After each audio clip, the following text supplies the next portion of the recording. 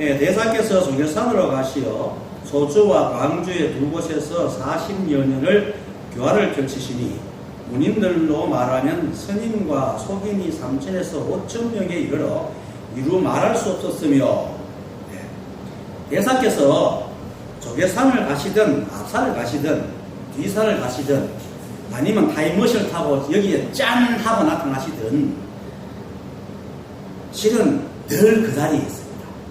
어디 간 적이 없습니다. 단 한 발자국도 내디뎌 적이 없습니다. 그리고 시간도 공간도 없는 것이 이 법이기 때문에 늘 이 자리가 태초니까. 그래서 일체가 그것이 법입니다. 일체가. 그래서 우리는 이 한법을 단 한 번도 떠날 수가 없습니다. 그래서 비록 세간의 눈으로 보면은 조계산으로 가서 소주와 광주에 다니면서 40여 년을 교화를 펼치고 그 영향을 받거나 제도된 사람이 성속을 넘어 5천 명이 이르지만 법으로 보면 아무것도 하신 적이 없습니다. 그것이 바로 법입니다. 그래서 이제 금강경 대성정종분 제3에 보면은 이렇게 말하죠. 이렇게 한량 없고 끝없는 중생을 제도했으나 실제로는 한 중생도 제도를 받은 이가 없느니라. 무슨 까닭이겠는가? 수보리야, 만일 어떤 보살이 아상, 인상, 중생상, 수자상이 있으면 이는 보살이 아니기 때문이니라 라고 한 것입니다. 세상을 세간의 눈으로 바라보면 깨달은 사람과 깨닫지 못한 사람이 있습니다. 하지만 최상승의 출세간으로 눈을 보면 일체가 한법인 불이법이기 때문에 깨닫고 깨닫지 못한 사람이 없다. 지금 이렇게 우리는 보고 어떡하는 이 모든 것이 다 법입니다. 근데 이제 세간에서는 다만 깨달은 사람은 자기가 꿈을 꾸는 주체라는 사실을 알고 깨닫지 못한 사람은 자기가 꿈을 꾸고 있다는 사실을 모르고 꿈속의 사람이 자신이라고 착각하는 것. 그것이지 실은 한 사람이 꿈을 꿀 때에 꿈을 꿀 때와 깨어 있을 때가 있지만은 그러니까 한 사람이에요.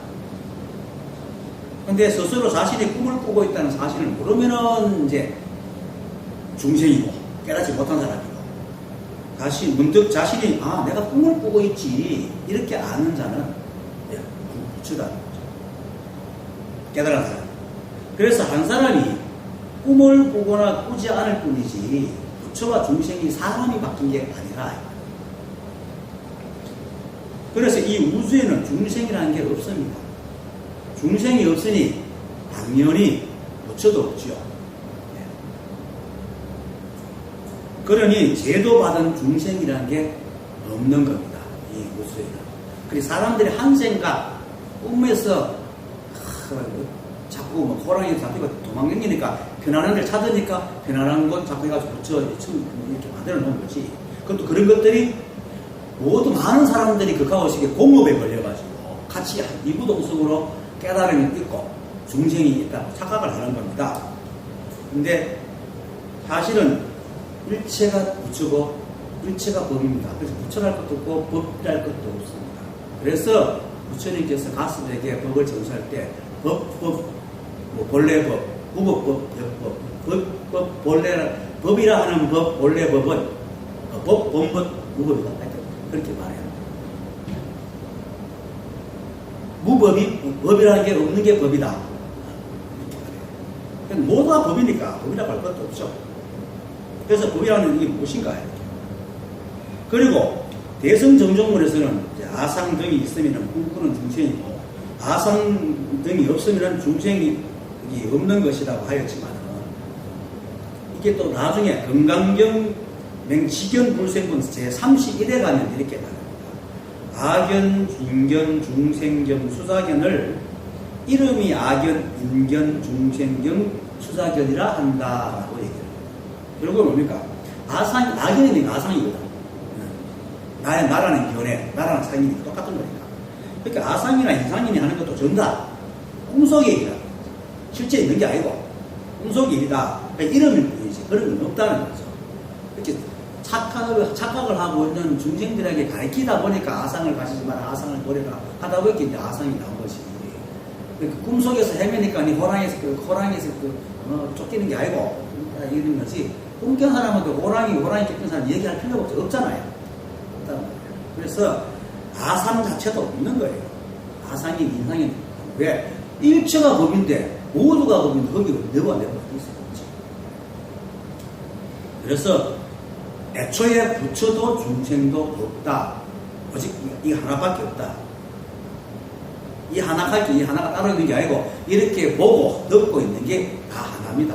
그렇게 여러분 내가 이렇게 말하는 것이 하나고 여러분들이 보고 있는 그게 하나입니다. 보고 있는 놈, 듣고 있는 놈도 없습니다. 이때까지 보고 있는 놈, 듣고 있는 놈이 자꾸 또 놈 찾아다니고 그 찾아다니는데 윤기구이가 보고 있으면 보고 있는 놈이 윤기구이입니다. 따로 없습니다. 여러분들이 보고 있으면 여러분이 보고 있는 놈이지 여러분들 몸속에 어디에 놈과 것이 있는 게 아닙니다. 그러니까 자꾸 뭘 찾지 마세요. 그래서 부처님께서 평생을 이제 법을 쓰라 했으면서도 나는 한 번도 말한 적이 없다. 법을 설한 적이 없다라고 얘기하는 겁니다. 왜냐하면 일체가 법이니까. 이래서 이 공부를 하는 사람들은 이 공부를 알려면은 일체가 한 법임을 알고 한 번도 움직인 적이 없음을 알아야 돼요. 그래서 육조 스님도 아무것도 한 적이 없어요. 한 적이 없고 그저 인연을 따랐을 뿐이고 법 그 자체입니다. 여러분도 마찬가지고 이렇게 말하는 저도 듣고 있는 여러분도 마찬가지입니다. 이것이 어느 날 문득 그렇구나 이렇게 되면 더 이상 할 게 없습니다. 그래서 이 법을 진짜 깨달아서 공을 보고 견성을 하고자 하는 사람은 선지식의 말을 내용과 뜻으로 듣지 말고 그렇게 말하고 있는 저게 법이구나 이렇게 알면은 다르게 알 게 없습니다. 근데 사람의 생각은 자꾸 뭘 알아서 깨달으려고 하다 보니까 자꾸 말을 따라갑니다. 그래서 자꾸 말을 따라가면 자기 생각과 또 그만 딱 부딪혀가지고 온갖 걸 지어내죠. 불상이죠.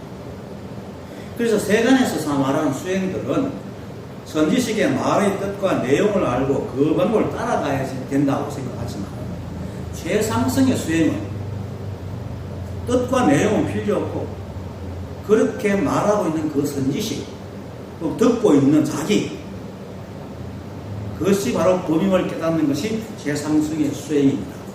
그래서 교회 별전 분리문자 직진심 견성선물이라는 최상승 선에서는 설명하는 속에서는 쓸 거 없잖아요. 사과라는 말 속에는 사과가 없거든.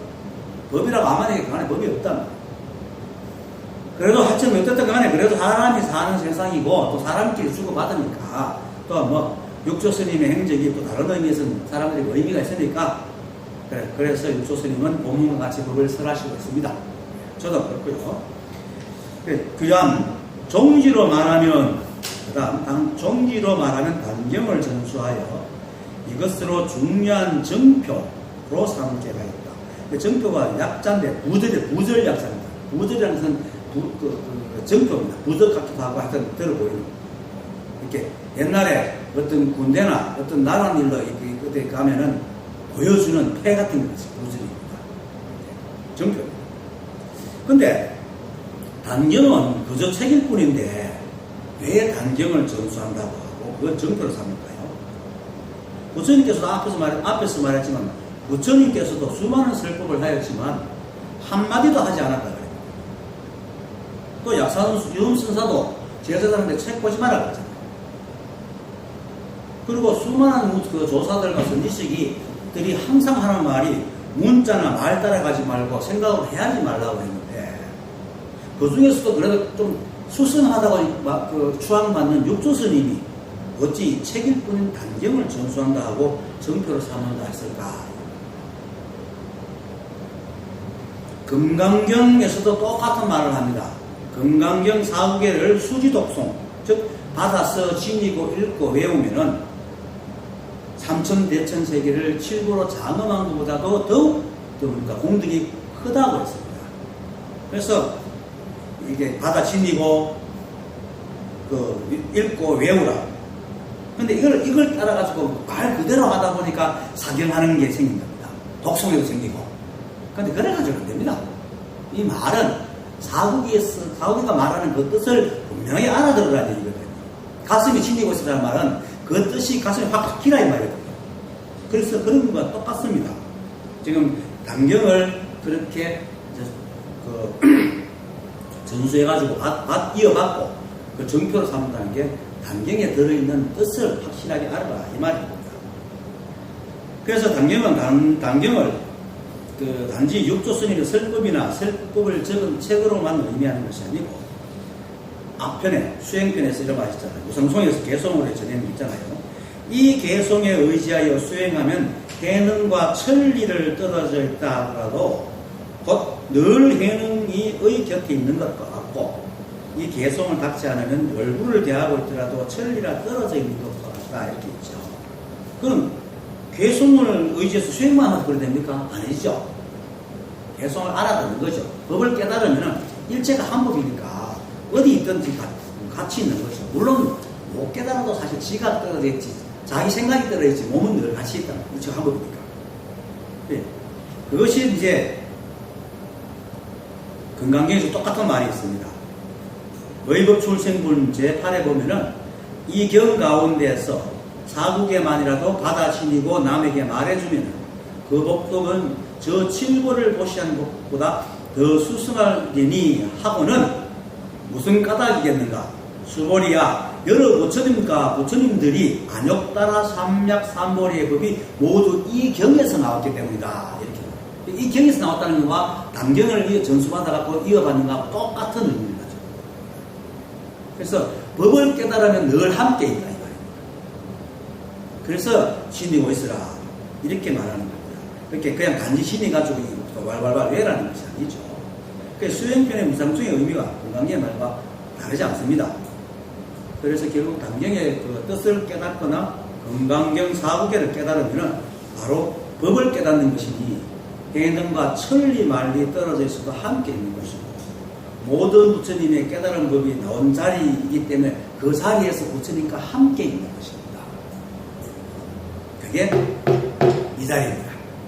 여러분들이 바라보고 있는 그 자리, 그 몸이고 그러니까 보고 있는 그대로 그게 자리입니다. 그래서 위에 두 글은 단경에서 말하는 것과 건강경 사국에서 말하는 법만이 옳은 법이기 때문에 엉뚱한 짓을 하지 마라 하고 얘기하는 겁니다. 그것만이 최상승 법이니까 일체 다른 것을 행하지 마라는 어떤 말도 됩니다. 자, 이건 또 생뚱맞은 얘기인데 닥터하우스 있죠, 드라마. 제가 TV를 죽고 못 살거든요. 그래갖고 TV 미국 드라마 닥터하우스라는 게 있어요. 거기에 이제 닥터하우스 시리즈 이런 거 보면은 어느 날 82살 먹은 할머니가 진조씨가 아주 처녀 같은 얼굴로 이렇게 앉아 60 먹은 아들을 대동하고 앉아있어요. 근데 아들도 들어 죽고 하여튼 그래 있는데 얘기를 하는데 청와대가 기분이 너무 좋아요. 그러니까 이렇게 닥터하우스가 아니 기분 좋은 것 때문에 진짜를 왔으니까 음악도 너무 잘 들리고요. 눈도 밝아서 색깔도 너무 잘 보입니다. 그러면서 하면서 또 말하면 다른 할머니와 내 나이쯤 되면 다른 할머니와 카드나 칠 건데 지금 길 가면서 깜찍한 엉덩이와 눈을 떼지 못하겠어요. 이러는 거죠. 이제 성적인 흥분이 생기네요. 82살 먹은 할머니가. 그러면서 닥터하우스가 또 스님이잖아. 보면서 아주 그런 눈으로. 그리고 멋진 덕수형이 그린 사람만 봐도 눈을 못 떼요. 이렇게 하우스가 지금 그렇게 아들이 막 옆에서 앉을 것을 못하는 거죠. 그러면서 하는 말이 그 한 달 전에 아들이 바람과 함께 사라지다 하는 그런 DVD를 가져왔는데 그때 함께 가져온 이렇게 이제 또 야한 동영상이 있었는데 아들이 이제 기간을 넘어서 반납을 넣어놨던 걸 그냥 봤는데 그것을 보고는 마음이 막 얼마나 두근거리고 그 나오는 주인공이 자기가 잊혀지지 않는다는 거예요. 머리가. 그렇게 하우스는 뭔가 좀 신기하면 굉장히 관심을 가지거든. 그것 때문에 15년도 넘게 잊어버린 마음의 봄바람이 막 나불거리니까 자기는 신나서 우는 거야. 딴 자기 친구들은 골방에 이렇게 모여가지고 공작도 안 하고 이렇게 카드나 이렇게 하고 있는데 자기는 막 세상이 다 아름다워 보이기 시작하니까 너무너무 싫은다는 거예요. 아들은 막 늙은 사람이 너무났다. 실제로 너무난 것이 아니거든요. 그래서 하우스는 할머니가 입원시키는 거예요. 입원시켜가지고 검사를 해. 근데 그 와중에서도 할머니가 또 하우스에 대해서 연정의 시를 막 보내고 있는 거예요. 참 재밌어요. 그렇게 검사해 보니까, 이 할머니가 고등학교 여고생이 졸업할 때 이제 졸업 파티를 하잖아요.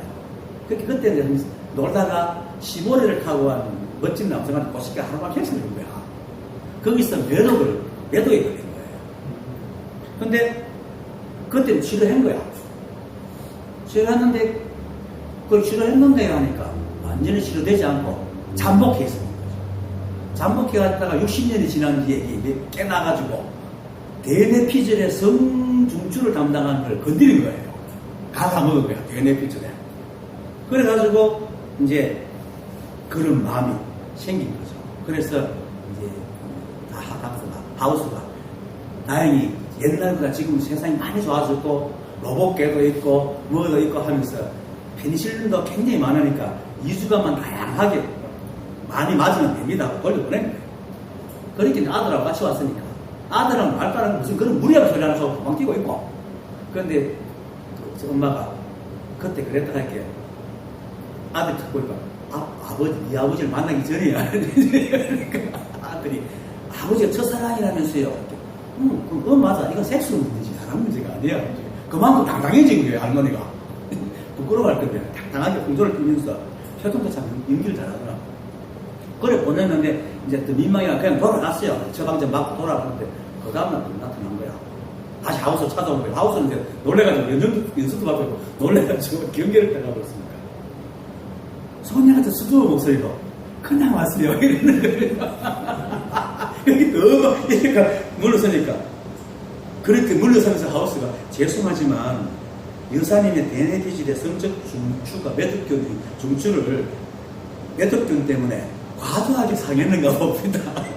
하지만 그것 가지고 관계가 성립 안 됩니다. 이러는데 물러서는데 할머니가 저기 선생님 제가 느끼는 이 모든 감정이 정말로 매듭 탓인가요? 물어보니까 그렇습니다 하니까 가방을 뒤집어가지 그럼 선생님이 주신 처방전 돌려드릴게요.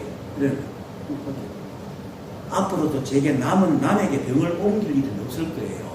너희 나이가 들어가지고 성장할 일이 없으니까 없을 거예요 하면서 하는 말이 하니까 그래도 목숨을 잃을 건데요 하니까 언젠가는 갈 목숨이잖아요. 하지만 남은 평생 동안 카드놀이나 하는 할머니랑 같이 사느니 차라리 이 기분이 너무 좋다는 거예요. 그래갖고 다시 한번 성적 즐거움을 느낀 듯하고 또 잘생긴 젊은 의사에 따라다니면서 유치찬란한 짓 하는 것도 너무 좋아요. 그만큼 얼마나 좋겠어. 사실 우리가 그럴 때는 민망해도 이제 다 그러면 80 넘은 할머니가 오니까 얼마나 좋겠어. 그래갖고 이제 자기는 매독감균 죽이면 그게 사라지는 줄 알아요. 그래서 새롭게 살아온 봄바람 같은 이 생명감이 목숨과 바꿔도 좋을 만큼 너무 좋은 거예요. 그럴 때 이제 하우스가 여사님 제가 처방전을 드린 이유가 제게 금방 찝쩍거리라고 주신 것 같아요. 이러니까 그건 아니지만 완치되면 이 기분이 그러니까 이 기분이 사라진다 이거예요. 그래서 하우스는 막 웃으면서 약으로 치료하면 매듭균은 사라지겠지만 여사님 대뇌피질은 이미 파괴돼가지고 작은 세포가 다시 자라지 않습니다. 이미 내손상을 입으셨어요. 그러니까 이제는 평생 동안 어쩔 수 없이 기분 좋게 사실 문명에 처해졌습니다. 이렇게 하니까 정말이에요. 그러니까 너무나 기쁜 얼굴로 수줍게 공절투에서 이거 차고 다리 어깨가 깎은 거야. 근데 생뚱맞은 비주지만 깨달음을 얻는 것도 똑같습니다. 똑같습니다. 우리가 알든 모르든 이게 도처거든요. 일체가 함을 믿대요. 그래서 매듭균을 죽이든 안 죽이든 이미 할머니 행복하게 사는 것 같이 우리가 깨닫든 안 깨닫든 이미 우리는 부처예요. 부처란 말이에요. 그러니까 다만 그 할머니가 모르니까 하오씨한테 와서 물었는데 답을 들은 거죠. 그 답이 뭡니까? 아무것도 하지 않아도 돼요. 여러분도 아무것도 하지 않아도 돼요. 바로 그대로 법이에요. 이미 법이란 말입니다. 좀 생뚱맞은 비주지만은 너무나 이거 참 재밌겠다 싶어서 내가 그거 했는데, 그러니까 우리는 아무것도 하지 않아도 그렇죠, 법입니다. 유기를 하지 마라. 그러니까 아무것도 하지 않는다는 것은 인연 따라 산다는 거예요. 물론 인연 보통 평상시에 사는 그 선택할 수 있는 인연을 선택하면 돼요. 근데 선택하지 못하는 건 받아들이면 돼요. 안 받아들이니까 자꾸 충돌을 일으키게 있는 거지. 번뇌는 안 받아들이려니까 일어나는 거예요. 받아들이려면 아무런 번뇌가 없습니다. 그래서 이 할머니 이야기가 마조스님 모르게 똑같이 나옵니다. 한 번 깨달으면 영원히 깨달아서 다시는 미혹해지지 않는다. 마치 해가 뜰 때에는 어둠이 함께하지 못하는 것과 같아 지혜의 해가 뜨면 번뇌의 어둠이 모두 함께하지 못하느니라 하듯이 이미 한 번 열린 그 행복의 문을 탁 열어준 세포가 다시는 자라나지 않는 거예요. 어두면 다시는 안 온다는 거예요. 그처럼 잘 알아들어야 됩니다. 깨달음의 문도 이와 같습니다. 한 번 열리면 다시 안 닫힙니다. 그래서 정말로 이 법이 분명해지면 다시는 수행할 필요가 없습니다. 분명해지기 전에도 여러분들이 따로 수행을 할 필요가 없습니다. 여러분들이 그냥 받아들이고 하고 받아들이고 연달아 살는 어느 순간에 생각이 확 쌓고 점점 지키면서 툭 떨어져요. 그리고 또 이제 깨닫고 난 뒤에도 그걸 지키려고 할 필요가 없어요. 지금 어떤 그 모임에 지금 거의 쇠락해가는 모임인데 깨닫는 사람한테 그래도 알아차리라고 살짝 가르치면 그 사람들 서울에서 몇 분 만났는데 그걸 지키려고 만절부절하고 있어요. 참 답답해요. 그래서 한참 많이 멀어가게 됐는데 한번 깨달으면 그냥 그저 오랜 습이 일어나는 것만 이렇게 내려놓으면 되지 그걸 지키려고 알동파동 할 필요는 없다. 다시는 그것이 미혹되지 않죠. 그래서 할머니는 자신을 기분 좋게 하는 것이 매독균 때문이기 때문에 매독균을 없애버리면 그것이 사라질까 두려워서 가옷을 찾아왔는데 그거와 똑같이 어떤 사람은 깨닫고도 끊임없이 자기를 닦아야 된다고 생각하는 사람이 잃어버리면 두려워하죠. 이번에 서울에 온 분도 지금 얼마 전에 한참 전에 전화 와가지고 잊어버렸다고 내한테 전화 온 거예요. 옛날에 그것이. 그럼 잊어버리는데 매연매연 판에 툭 떨어져 버렸어요. 그 소리 내고 다 풀려버렸어요. 자꾸 그 느낌을 가지고 이러고 있으려고 계속 애를 쓰거든요. 그게 오히려 상대법을 집어오는 거야. 그러면 또 매해져요. 그러니까 그냥 가만히 있으면 왜냐면은 우리가 집을 샀을 때에 처음에는 집이 좋다 하지만 그 다음부터는 그 생각이 사라집니다. 그렇다고 집이 없어집니까? 집은 그대로 있지만 내가 집에 대한 어떤 그 마음이 사라지게 돼 있어요. 그 사라지는 게 당연해요. 그 마음 자꾸 가지고 있으려고 노력하는 것이 오히려 상대법을 집어오고 시비 분별을 일으키는 거예요. 이런 식의 등이 그걸 아직까지 못 가지고 있을까? 이렇게 되면 또 중생이 뭐냐? 그래서 깨닫기 전에도 따로 수행할 필요 없이 그저 일체감으로 내가 부처임을 계속 믿고 되네. 그리고 깨닫고 난 뒤에도 뭐 잊어버리면 잊어버리지 뭐 하고 그냥 그렇게 살면 됩니다. 자신을 지키려고 하는 것은 그 자체가 이미 부처와 중생 지키는 것과 무너뜨려지는 것이 서로 상대하고 있기 때문에 이런 생각을 갖고 있는 사람은 그 사람은 반드시 미혹해지고 아니면 사이비가 그러니까 미혹해지고 그런데 그걸 못 잊으니까 또 사람들한테 사이비가 될 수 있어요. 그냥 잊어버린 거예요. 잊어버려도 난 있잖아. 여전히 보고 듣고 하고 있잖아요. 여러분들 보고 제 말할 때 듣고 있잖아. 듣고.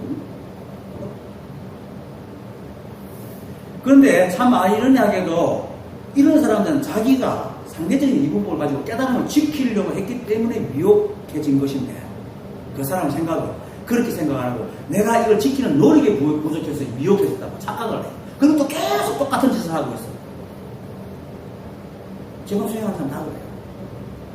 그러니까 참으로 참 끝나지 않는 흑개비와 싸움을 하고 있는 거죠. 중생이라고 생각하고 있는 사람, 부처를 가려고 해서 자기는 절대 부처가 될 수 없습니다. 이미 자기 머릿속에 부처, 나는 부처라는 게 막 들어간다는 거죠. 그래, 이런 짓을 하지 않는 것이 바로 감정을 이어가는 겁니다. 법은 우리가 이미 법이기 때문에 법을 다 알 필요가 없어요. 보려고 하지 마요. 여러분들이 보고 있잖아. 저를 보고 있잖아요. 듣고 있잖아. 그런데 뭘 다시 들으려고, 보려고 그래요. 이렇게 말하는 게 법인데, 말소리가 법이고, 보이는 게 다 법인데, 뭐 따라도 보려고 그래요. 듣고 있습니다. 그게 뭘 할 필요는 없어요. 안 하면 돼요. 그래서 시박을, 이제 전신법에서도 황영 스님이 시박을 하지 마라. 그랬거든요. 그러면 이제, 십선은 어떻게 하면 이렇게, 시박을 안 하면 십선이다. 미몽에서, 이렇게 잠에서 깨면 돼. 그냥, 꿈만 안 꾸면 되는 거야. 꿈만 안 꾸면. 그래서, 이런 것을 안 하는 것이 단경을 이어받는 거기 때문에, 그것을 이제 오늘 단경에 대해서 얘기합니다. 단경을 뜬금없이 두신다 하시니까, 단경이 무슨 말을 했나? 단경에서 무슨 말을 하는 것을 한번 짚어봅니다. 아까 건강경도 있잖아요. 건강경 첫 사구계와 마지막 사구계를 보면은, 범소유상, 첫 사구계는 범소유상 계시험왕 약견, 재상, 비상, 적견, 열이 나옵니다. 무릇 모양이 있는 것은 모두 흠망하니, 만약 모든 모양이 아닌 것으로 보면 곧 열애를 보는 것이다. 했고, 두 번째 사구계, 마지막 사구계는 일체 유의법, 여몽, 함포영, 여로영여전, 응작, 의시관. 그러니까 모든 유의법은 꿈과 같고 도깨비 같고 물거품 같고 그림자와 같으며 이슬 같고 번개와 같으니 마땅히 그렇게 봐야 된다. 유의법이 뭡니까? 내가 생각으로 짓는 거죠. 생각으로 지은 모양은 다 엉터리다. 도깨비다. 그래서 첫 번째 사구에서 똑같이 보는데 범소유상 계시험 할 때 그 범소유상이 바로 마지막 사구계를 얘기합니다. 마지막 사구에서 가요. 그리고 약견, 재상, 비상, 적견이라는 것은 일체에 보이는 것이 전다 법이라. 그것을 그래서 그렇게 따로 볼 필요 없잖아요. 매 순간 우리 자신과 우리가 만나는 모든 것들이 전다 그대로 보이고 법을 들으면 말인데 생각이 선택 그림만 쥐기만 하면 되지 따로 법을 찾아볼 필요가 없다. 그런데 지금 전도되어 있으니까 거꾸로 하고 있는 겁니다. 지금 수행하고 또 법을 구하는 사람들이 전다 거꾸로 하고 있다. 자꾸 찾아다니고 자기 생각 찾은 것을 내려놓으려고 하지 않는다. 찾는 게 뭡니까? 사람들이 지침이 없으면 찾을 수가 있어요. 뭘 찾을 때는 우리 찾는 지침이 있어 찾잖아. 아무것도 모르고 찾을 수는 없잖아요. 그렇게 뭔가를 있단 말이에요. 그게 법상인 거야. 찾는다는 것은 반드시 머릿속에 법상이 있는 거예요. 그래서 하지 마라. 그래서 구하지 마라. 찾지 마라. 저만 그런 게 아니고 제 책 이름만 그런 게 아니고 모든 것에서 구하지 마라고 얘기합니다. 그래서 무소득이잖아. 얻은 게 아무도 없다. 그래서 마지막 사구가 일체 유의법, 여몽함포영, 여로영여전, 정장시간 하듯이 모든 유의법, 즉 생각으로 지은 모든 것들은 꿈 같고 도깨비 같고 물거품 같고 그림자 같으며 이슬 같고 번개와 같으니 마땅히 그와 같이 봐라라고 얘기합니다. 그게 보려고 하지 말고 내리려고 해야 됩니다. 왜 조사들이 전다 보라고 안 하고 찬생을 내리라고 얘기했을까요? 그 이유입니다. 이미 우리가 없었기 때문에. 그래서 보려고 그러면 또 하나의 상을 짓기 때문에 내려놓고 이 말을 좀 더 자세하게 말해가 압축해서 말하면 우주상남한상의 모든 것이 원래부터 다 깨달아 있었어. 그대로 보여. 생각으로 여러 가지 모양을 짓지 말라는 뜻입니다. 이미 여러분들이 다 보십니다. 저 시끄러운 에어컨도 부처 소리라고. 우리를 시원하게 하려면 시끄럽게 해야 되죠. 지도 열심히 노력해야 되지 않습니까? 이 우주는 인연법이고 연기법이기 때문에 뭘 하나 해야 뭐가 생깁니다. 이거 잘못 듣고 그냥 수행해야 부처가 되기 이건 아닙니다. 수행하면 오히려 못 깨닫습니다. 이게 연기법입니다. 수행 안 하면 깨닫습니다. 물어봐요. 남경에서 말하는 것도 역시 차근차근 봅시다.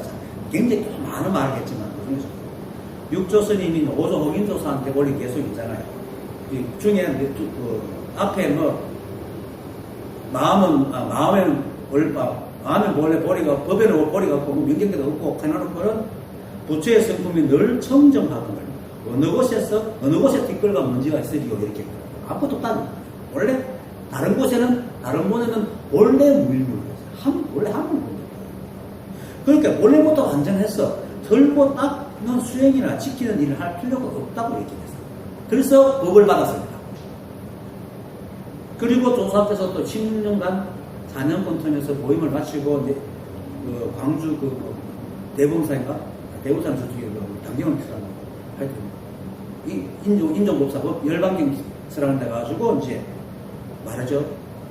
오직 성품만 보는 것만 얘기했지 선생에 따라 필요 없다. 그건 삿된 거다. 이렇게 얘기했죠. 그리고 제10편 보면은 숙세의 업에 보면은 이렇게 선지시가 오리반야의 지혜는 찾아볼 필요 없으면 제가 읽어드릴게요. 세상 사람들이 본래부터 스스로 가지고 있는 것이나 마음이 미혹한 까닭에 스스로 깨닫지 못하니 마땅히 내 선지식의 지도를 구하여 성공을 구하라. 선지식가 깨닫게 되는 곧 지혜를 이룬다 했는데 앞에 뭡니까? 오리반야의 지혜는 세상 사람들이 원래부터 스스로 가지고 있는 것이라고 되어 있습니다. 근데 미혹해서 못 깨닫는다. 미혹한 경우가 자꾸 찾아대는 거야. 찾는다. 쓸데없는 짓을 하고. 지가 이미 붙였는데 집을 놔두고 집을 찾아다니고 머리를 놔두고 머리를 찾아다니고 눈을 놔두고 눈을 보고 물에서 물을 찾고 말하면서도 어떻게 하면 말을 합니까? 라고 묻고 있다. 웃기잖아요. 나무서림처럼 물을 내서 물 갖고 쌓아놓는 거 똑같은 거죠. 참 비유가 재밌어. 그리고 제14 법의 근본 정지 무념에 보면 인연을 만난 미혹한 사람이 경계 위에서 생각이 있으면 그 생각 위에 바로 삿된 견해를 일으키니 모든 번뇌와 망령된 생각이 이를 따라 일어난다 했습니다. 그렇게 경계 위에 생각이 있으면 경계에 생각이 있다면 뭡니까? 경계 위에 내가 생각을 갖다 붙인다. 그러면 생각 위에 바로 삿된 견해를 일으킨다. 그냥 봐야 되는데 생각이 있다는 것은 이미 내가 가지고 상으로 본다는 거죠. 그럼 상으로 딱 비추니까 옳고 그름 생기잖아요. 그 삿된 견해가 딱 일어나는 거예요. 그래서 모든 번뇌와 망령이 그런 생각이 이를 따라 일어난다. 그래서 교문에서는 무념을 어떤 것을 합니다. 무념이니까 망상심이 없는 것, 시비분별이 없는 마음. 그래서 본래 정정한 성품은 삿된 견해를 일으키면 모든 번뇌와 망령의 생각이 이를 따라 일어나기 때문에 생각에서 시비분별하지 않는 것을 무념이라고 그걸 어뜸으로 삼는다.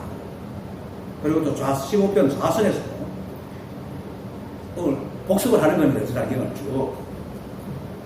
선지씨가 이 본문 중에서 좌선은 원래 마음에도 집착하지 않고, 좌선은 원래 마음에도 집착하지 않고, 청정함에도 집착하지 않고, 또 움직이지 않음도 말하지 않는다. 그리고 이것이 바로 생각으로 헤아리지 말고 살라는 말입니다. 인연 따라 살라는 말입니다. 그래서 원래 있는 것을, 원래 있는데, 그것을, 그리고는 다 이렇게 둡니다. 그리고는 마음을 보고 청정함을 보려고 하는 것은 도리어 도의 인연을 가로막는다. 그러니까 원래 있는 것을 다시 보려 한단 말입니다. 이 말은. 그죠? 마음을 보고 청정함을 보려고 하는 건 이미 우리는 청정한데 있는 것을 다시 보려고 하고 있기 때문에 이게 유일하고 따로 찾는다. 그래서 그런 짓을 하지 말라고. 그리고 16 삼신불에 기여하면서는 나의 색신의 청정법신불에 기여하며 나의 색신의 천백업 화신불에 기여하며 나의 색신의 당내 원방 보신불에 기여하며 라고 얘기합니다. 이게 뭡니까? 이 생각이 정정법신불, 천백업 화신불, 당내 원방 보신불에만 생각이 가버리면 저 멀리 있어요. 그런데 나의 색신, 이 몸 이대로, 이 몸 이대로가 청정법신불이고 그 천백업 화신불이고 당내 원방 보신불이다 이거예요. 따로 찾을 필요가 없다. 지금 그러니까 내가 보니까 내가 보고 듣고 하는 게 다 법이지. 그런 모습 있잖아요. 그래서 밖에서 찾지 않고 지금 이 모습 이대로가 바로 부처다. 그리고 17번에 17편에 4가지 그 큰 언을 세워 기원한 이렇게 사음서문에서 선지씨가 가없는 중생을 모두 제도하기를 바라는 것은 해능이 선지식을 여기서 말하는 선지식을 도반을 얘기합니다. 두 가지 뜻이 있거든요. 해능이 여러분들을 제도하는 것이 아니고 마음속의 중생을 각자 자신의 몸에 있는 자신의 성품으로 어떻게 저는 색신이 정정없습니다. 바로 스스로 제도하는 것이다. 그리고 끝없는 번뇌를 모두 끊기를 서원하는 것도 자기의 마음에서 허망함을 없애는 것이다 라고 얘기합니다. 그럼 이 말은 오늘 거꾸로 하면 내가 바로 법입니다. 내가 바로 법이다. 그러니까 중생 구제는 모두 자기 마음속의 중생을 자기 마음에서 허망함을 시비분별을 없애서 구제하는 겁니다. 따로 구하는 게 아닙니다. 내가 그러면 고함을 멈추면 되잖아. 이미 멈추면 내가 법입니다. 그래서 한 생각 내려놓으면 법이 보인다. 그리고 20일 반야바람 1편에서는 선지씨가 번뇌가 곧 보리니 앞 생각을 붙잡아 미혹하면 곧 번무요 뒤 생각에 깨달으면 곧 부처다. 이 말은 뭐냐면 앞 생각을 붙잡아 미혹하면 분부라는 것은 앞 생각은 인연에 척가서 탁 일어난 적심인데 그걸 뒤 생각이 딱 잡고 시비를 한단 말이에요. 잡는 순간 이미 생각이 있잖아. 그럼 잡는 순간에 시비하고 있는 거야. 그러면 중생입니다. 그것이 바로 앞생각에 미혹한다는 겁니까? 미혹하는 놈은 앞생각이 아니잖아요. 앞생각에 미혹하는 놈이니까. 뒷생각이란 말이에요. 적심을 시비하지 마라. 그렇게 쉽게 말해서 생각에서 생각을 하지 마라 그랬잖아요. 그 분명히 요새 무념에서 생각에서 생각하지 마라. 내 생각에서 생각하지 마라. 그래서 인연의 적하에 일어나는 적심을 붙잡아 시비를 하는 것이 앞생각에 미혹하고 그러면 중생이 범부고 뒷생각에 깨달음을 붙이라고 하는 것은 앞생각을 붙잡아 시비하는 요놈이 미혹한 놈이구나 하고 이걸 탁 내려놓는 게 뒷생각에서 깨닫는 거예요. 내가 이걸 내려놔야지. 탁 내려놓는 게 뒷생각에서 깨닫는 거예요. 이걸 탁 내려가버리면 바로 붙여라. 그래서 같은 생각이라도 검은 그냥 두면은 버리고 붙잡으면 번뇌입니다. 번뇌와 버리가 둘이 아니고 내가 시비를 하면 번뇌고 놔두면 버려. 그래서 마음에 시비만 없애면은 번뇌가 바로 버리다. 번뇌적 버리다. 번뇌를 여의고 버리러 가는 게 아니고 내가 시비만 딱 내리면 바로 버려. 이 세상이 버리라는 거예요. 그래서 유마경에서 오욕칠정을 여의지 않고 바로 버려야 된다. 그리고 이와 같은 말을 하면서 이제 지난번에 우리 배웠던 네 번에 걸쳐가 배웠던 수행편에 수행편에서 삿됨은 번뇌로 인해오고 발음이 오면 번뇌가 없어지다니 삿됨과 발음을 모두 쓰지 않으면 청정에서 남음이 없음에 이르리라. 삿됨이니 발음이니 하는 일체의 시비를 다 검쳐버리면 모든 법이 그대로 들어요. 아니 이미 드러나 있잖아. 우리가 삿됨이니 발음이니 칸이 못 본 거지. 이미 드러나 있는 거는 못나. 그리고는 맹수행편의 어디에 만약 세간에서 도를 닦더라도 어떤 것도 방해될 것이 없는데 다만 자기가 시비하는 것 때문에 늘 자기의 허물을 드러내어 자기 있게 하면 도와 더불어 서로 적합할 것이다. 세간의 부분은 허물을 자꾸 없애고 없거든. 허물을 없애야 되잖아. 세간의 수행은 허물을 없애야 되거든. 근데 이건 허물을 이렇게 두고 자기 있기다. 이건 뭡니까? 앞에서 말했듯이 번뇌와 발음 옳고 그름이 없는 거야. 같은 생각이라도 시비하면 번뇌고 시비 안 하면 버려. 내가 허물이라고 생각하면 허물이 되고 허물이 아니라고 생각하면 허물이 안 되는데 일단 내가 허물이라고 얘기할 때는 이미 내가 행동한 것이거나 떠올린 생각이란 말이에요. 이 우주는 인연이 법이 허락하지 않으면 티끌 하나도 일어나지 않습니다. 그러면 내가 허물을 일으켰다는 건 허물이 아니고 법이에요. 내가 생각으로 시비해서 허물이 된 것이지 다 법이란 말입니다. 잣대를 갖고 있으니까. 그래서 그거 다 법이니까 그냥 가만히 놔두면 돼. 시비 안 하면 돼. 그걸 바로 늘 자기의 법을 드러내서 자기한테 있게 하라는 거야. 그러면 도와 도로 사는 거야. 그러면 내가 살아가는 모든 것이 도라. 근데 문제는 우리가 한치 앞을 못 보기 때문에 내가 행한 것이 뭡니까? 실제 상황에 안 맞을 수도 있죠. 당연하잖아. 이 세상은 인연으로 돌아가니까 나는 잘 계획해놨는데 실제 상황에 안 맞을 수도 있다. 그런데 그걸 우리는 지어줬잖아. 미리 못 봤다고. 많이 그러죠. 그건 어쩔 수 없는 문제예요. 세상 사람들이 60%, 80%를 하는 거, 되지도 않는 일, 자꾸 되게 하는 거, 망상. 그걸 하지 마라. 그래서 자신을 있는 그대로 잘, 인연 따라 잘 살아가는 자신을 시비와 망상으로 옳고 그름을 분별해 가지고 이리저리 끌고 다니지만 않으면 모두가 다 돌아요. 그리고 또 만약 썩은 사람 맹수형편에 어리석은 사람을 교화하려면 반드시 방편이셔야 하니 그들로 하여금 의심을 깨뜨리게 하지 않으면 즉시 보리가 드러날 것이다. 저번에 좀 길게 설명을 했죠. 의심하기 때문에 의심한단 말이에요. 그런데 일체가 법이기 때문에 의심한다는 것은 뭡니까? 이미 자기가 법상을 쥐고 있다는 얘기라. 그렇죠? 법상이 없으면 의심할 게 아무것도 없다는 일체가 법인데 이미 다 법인데 의심할 게 없어. 그래서 원래부터 한국인 이 불이법에 의심을 일으켜서 그것을 생각으로 해야 하는 것이 의심인데 그걸 풀지 않고 가만히 놔두면 어떻게 됩니까? 인연으로 일어났으니까 인연으로 사라지잖아. 그렇게 그것이 바로 인연 따라가고 있는 거거든. 그게 바로 볼이다. 그게 바로 볼이다. 그래서 아무것도 하지 마라. 그냥 주는 밥에 먹고 잘 살아. 왜냐면 이 주는 밥도 법이 없으면 어떻게 우리가 돈을 벌고 어떻게 밥을 지어고 그래서 다 거기다 진짜 어디에 없습니다. 이것이 바로 단경에서 말하는 법입니다.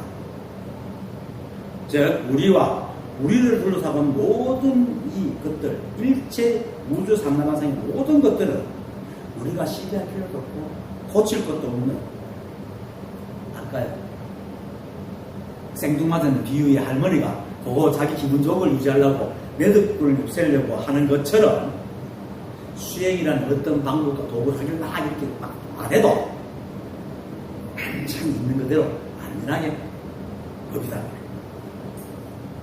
그래서 마조 스님의 말처럼 한 번 깨달으면 다시는 미혹하지 않는 본래 부처. 아니 안 깨달아도 우리는 법이에요. 본래 부처라. 근데 이제 정작 그 사람이 지가 못 깨달았다고 끙끙거리고 있으니까 이제 한 번 깨달으면 영원히 깨닫지 않는다는 거예요. 왜? 내가 주인이니까. 우리가 바로 법이 주인이니까. 그래서 일체의 유의를 쉬고 그저 인연 따라 살아가라는 것이 강령에서 말하는 법입니다. 또 금강령에서도 말하는 그래서 마조 스님이 이렇게 말합니다. 만약 부처님 가르침의 방편인 삼장을 설하려면 항아사 같은 급을 다 해서라도 다 할 수 없다. 그걸 다 말로 하려고 합니다. 저도 사실은 요 한복 가지고 지금 몇 년째 잘 구워 삶아 먹고 있잖아요. 계속 말하고 있잖아. 평생 동안 말해도 그렇게 있어요. 이렇게 있는데. 그래서 그것이 마치 쇠사슬을 갖고 끊어질 수 없는 것 같이 많지만, 만약 부처님 마음만 깨닫는다면, 모두 쓸데없는 겁니다. 오래 쉬었으니까 쉬어라. 이제 같이 쉬는 게 제일 최고입니다. 그래서 아까 전에 말했듯이 선지식의 말씀을 내용과 뜻으로 들으려 하지 말고, 저렇게 말하는 게 저거구나 하고 다 알아. 아무 일이 없어요. 이러고 있잖아요, 지금. 이러고 있네. 그래서 일체가 한 법이고, 내가 바로 부처고 아무것도 하지 않아도 보고, 듣고, 말하고 있는 그 부처란 말이에요. 그리고 그 인연으로 잘 살아가는 것. 이게 부처님의 마음입니다. 마음이 또 우리처럼 이런 마음이 있는 게 아니고, 일체가 본래 마음이잖아요. 일심이라 했잖아요. 내승기실론에서 모든 것이 하나인데, 그것이 작용으로 잘 돌아가니까 마치 사람이 마음 쓰는 것 같아가지고 뭐라고 말을 붙일 수 없어 일심이라고 얘기한다. 그렇게 들리고 보이고 하는 무정물이든지 유정물이든지 소리든지 뭐 안 보이는 것들 전부 다 부처님 마음입니다. 마음이라 하기 우리가 쓰는 그 감정 있는 생각에 감정 호르몬 주가 싹싹 써서 만드는 샐러드가 아니고 일체 만법이 전부 다 일심입니다. 그게 부처님 마음. 그게 법이고 바로 여름, 저 시끄러운 에어컨, 그리고 이게 뭐 말도 안 되는 거를 막 적어놨지만 저렇게 적혀있는 저 현수막입니다. 그래서 그 다음, 만약 단경을 얻지 못하면 법을 이어받지 못한 것이라 모름지기 간곳과 연월일 성명을 알아 서로서로 부촉하였으니 단경의 법을 이어받지 못하였으면 남종의 제자가 아니다. 그런데 간곳과 연월일 성명을 알아 서로서로 부촉하였다. 이건 내가 모르겠습니다. 그 당시에 또 이런 그 법이 있었던가 봐요. 제가 불교의 삶을 잘 몰라가지고. 하여튼 그건 모르겠는데, 단경은 대성과 최상승법이고 분리법을 얘기하는 겁니다. 대성경전과 똑같은 겁니다. 그 대성경전을 뛰어넘은 최상승법을 얘기합니다. 그래서 여기서 단경을 전수하고 이어받는다는 것은 결국 대성과 최상승법, 불이법을 깨달았거나 아니면 그것을 깨달으려고 하는 것입니다. 그래서 일체가 한 법임을 알고 일체 시비와 분별과 망상심을 내려놔야 됩니다. 그렇게 시비와 분별, 망상심을 여겨야 하는 이유는 늘 말하지만 일체가 한 법이고 불이법이고 여러분이 있는 그대로 법이기 때문에 일체가 한 법인데 무슨 시비가 있고 다툼이 있겠습니까? 그것이 단경에서 말하는 근본입니다. 이러한 것을 알지 못하면은 아무리 입으로 동격법을 말해도 동격법의 절대 불이법을 알지 못합니다. 그래서 단경을 얻지 못한다는 것은 바로 이런 겁니다. 이 법의 뜻을 못 알아들으면 단경을 못 얻는 겁니다.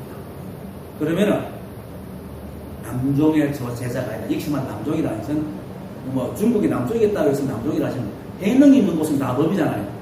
법을 알면 해능과 천리 많이 떨어질 수도 하는 것 같이 있는 것이니까 결국 남종이 법입니다. 그래서 이 법을 깨달으면 남종이 제자라. 이렇게 남종이 제자라는 것은 법을 깨달았다. 아니면 이 법을 정말로 불이법을 공부한다. 시비분별을 내려놓는 그렇게 다른 수행을 하지 않고 시비분별을 내려놓는 수행을 한다.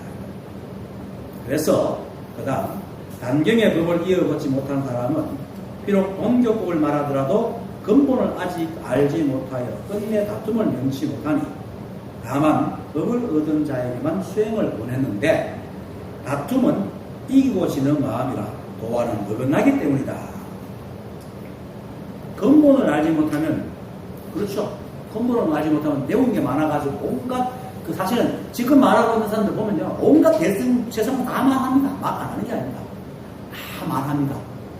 글을 읽을 줄 아니까. 그런데 해석을 완전히 뒤집어가지고 항상 상대법으로 나가가지고 여기서 절로 건너가야 돼. 갔다 맨날 가자 그래. 갔다 가지고 이렇게 막 그러니까 자기 중심을 만드는 거야. 그러면서도 열심히 하고 있으면 된다고 생각해요.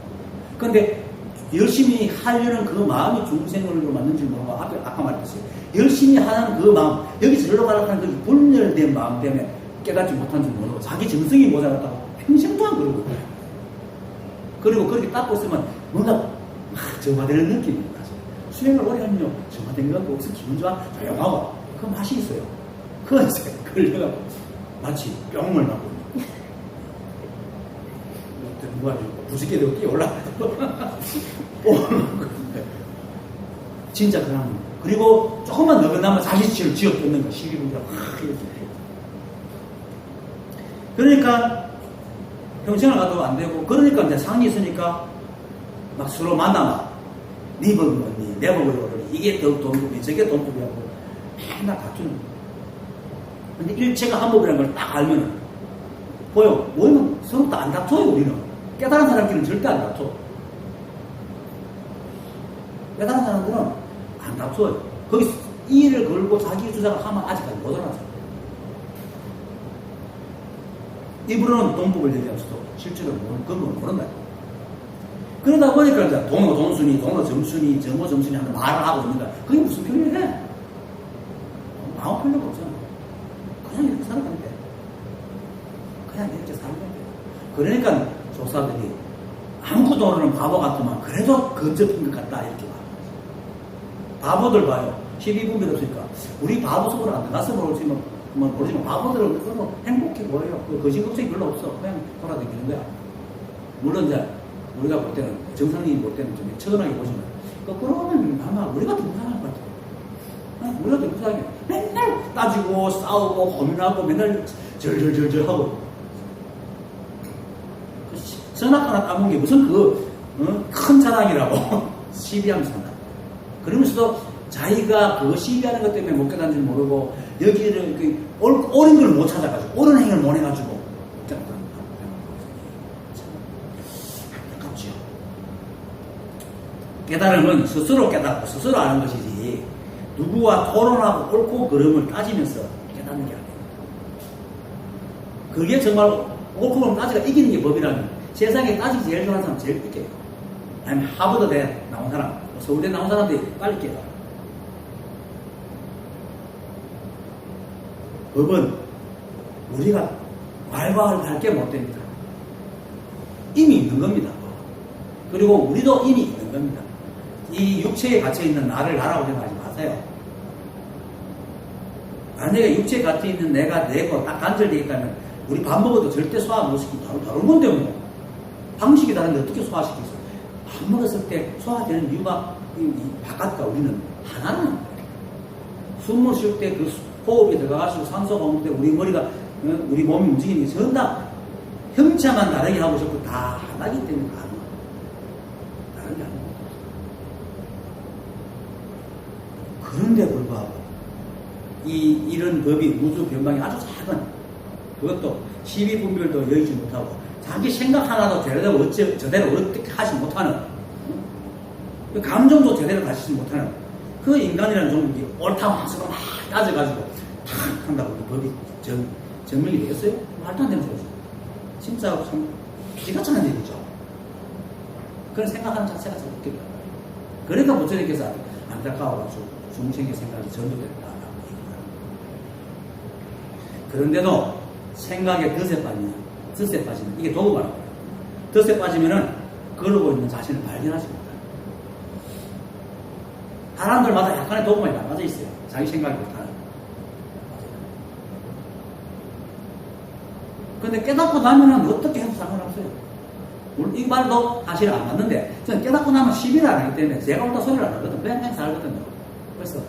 그래서 마도 스님이 썰어도 되고, 세워도 되고, 싹 썰어도 된다.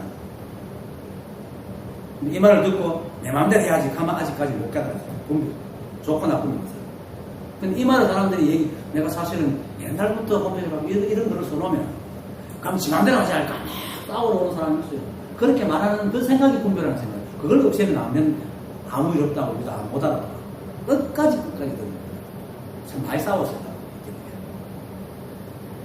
어쨌든 그런 분별하는 생각 때문에 선과 안식은 그 세상이 힘든 게 있어요. 스스로도 힘들어집니다. 그런데도 불구하고 그 생각이 끝에 빠져가 자기 자신을 보지 못하니까 끊임없이 내가 부족해서 그렇다. 끊임없이 그 쳇바퀴를 계속 굴립니다. 참 안타까운 일이죠. 지금 이 모습 이대로가 법이고 이것을 보고 있는 우리가 바로 법이고 그것을 깨닫는 것이 바로 남종의 제자고 강경을 이어받는 사람입니다. 자신을 믿으세요. 자신을 믿으라고. 자신의 행과 말을 믿으라는 게 아닙니다. 분별해가지고 시비하면서 그 말을 믿으라는 게 아니고 내가 이 우주에 존재하는 것만으로도 충분하고 여급한 존재라는 것을 믿으라고.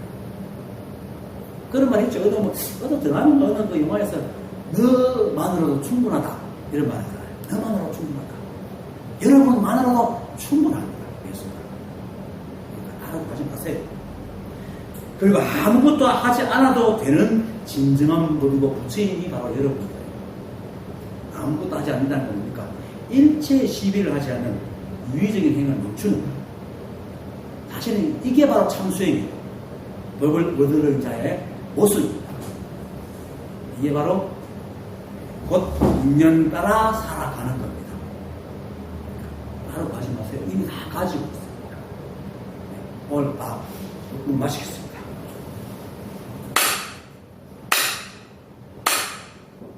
감사합니다.